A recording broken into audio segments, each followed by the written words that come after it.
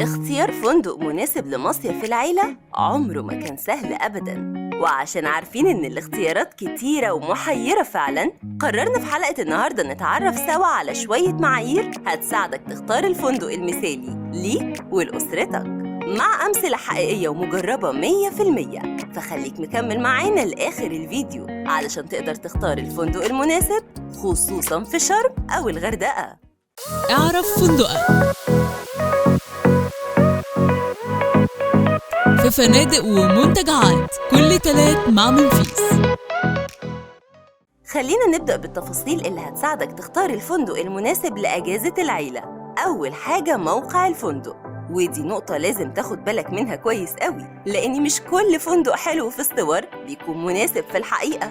اختار مكان يكون مناسب للعيلة كلها، آمن وتقدر توصله بسهولة. في فنادق بتكون قريبة من مولات ومناطق حيوية أو حتى ممشى، وفي أماكن تانية أهدى شوية بس بيعوضوا كل ده بالخدمات والمرافق اللي جوه الفندق. علشان كده حاول تراجع موقع الفندق على جوجل مابس قبل ما تحجز،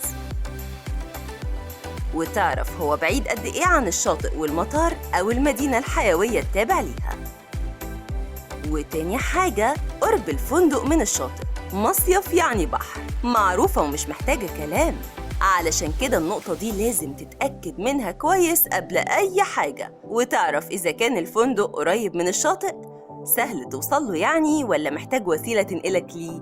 طيب هل الشاطئ ده رملي ناعم ولا صخري ومش مناسب للأطفال؟ كل التفاصيل دي هتفرق معاك جداً، خاصة لو معاك أطفال أو كبار السن. ومن أهم التفاصيل اللي معانا النهاردة إن الفندق يكون بيوفر مرافق مناسبة لكل الأعمار. وبما إن المصيف عائلي كده فأكيد لازم تدور على مرافق ترفيهية ومسلية لكل الأعمار، يعني حمامات سباحة تنفع للأطفال والكبار، أكوا بارك، كيدز اريا أو نادي للأطفال. وبما إننا خصصنا شرم أو الغردقة، فحب أقولك إن فرص الترفيه بتزيد الضعف، خصوصاً البيتش اكتيفيتيز زي السنوركلينج والدايفنج اللي بقت جزء أساسي من تجارب البحر المميزة في المناطق اللي زي كده. مهم كمان نركز على خيارات الأكل، لأن الأكل عمره ما كان أوبشن لأي خروجة أو المصيف، ده عنصر أساسي في التجربة كلها. علشان كده لازم تضمن وجود تنوع في الأصناف والمأكولات يناسب كل الأفراد، يعني تلاقي أطباق خفيفة للأطفال، أكل يناسب كبار السن، واختيارات سبايسي لعشاق النكهات الجريئة، وأكل صحي للناس اللي بتحب الأكل الصحي. وطبعاً ما ننساش السناكس والمشروبات الفريش اللي مفيش أي غنى عنها في أجواء الصيف. التفصيلة اللي جاية بقى هي الأساس، إنك تلاقي قيمة مقابل سعر. والقيمة الحقيقية اللي لازم تدور عليها هي إن السعر اللي دفعته للفندق يكون فعلاً مناسب لكل الخدمات اللي هيستفيد بيها كل فرد معاك في الأجازة. وده طبعاً هتلاقيه في إقامة مريحة، خدمات على أعلى مستوى، مرافق ترفيهية متنوعة، شاطئ قريب، وأكل مناسب للجميع. وللعلم بقى ممكن تلاقي أوبشنز إضافية تانية بس تكلفتها بتكون هينة مقارنة باللي بتاخده جوه الباكج.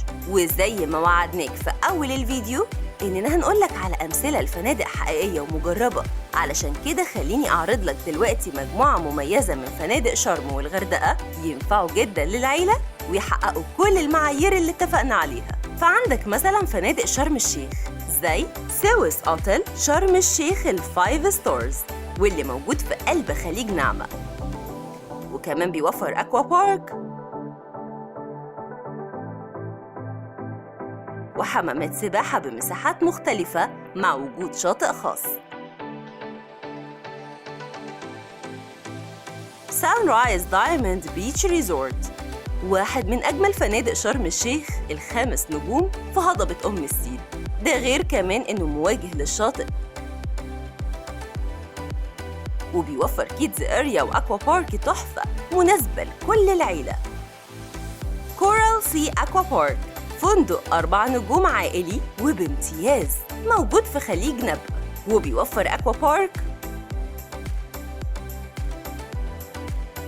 وحمامات سباحة. وكمان نادي خاص مع كيدز اريا للأطفال.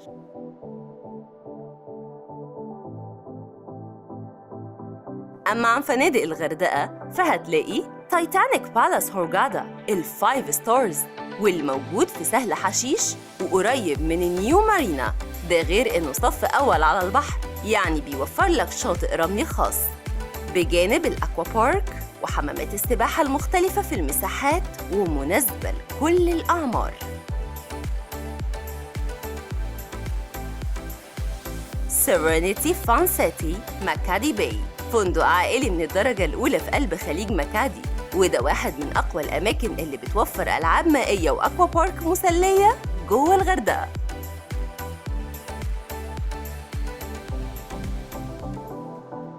بيكا الباتروس أكوا بلو ريزورت هورغادا موجودة على طريق سفاجة، واللي كمان هيقدم لك حمامات سباحة كتير وشاطئ خاص مع خدمات ومرافق ممتازة لكل أفراد العيلة. وأخيراً أنت محتاج تتأكد من كل المعايير اللي اتكلمنا عنها وتشوف هل الفندق اللي اخترته مناسب ولا لأ. ولو لسه محتار في مفهوم الفندق العائلي فاختار فندق من الترشيحات اللي شاركتها معاك في الحلقة، كلها مجربة ومضمونة وفيها اللي كل العيلة بتدور عليه. فاحجز بدري واضمن مكانك مع أسرتك الصيف ده.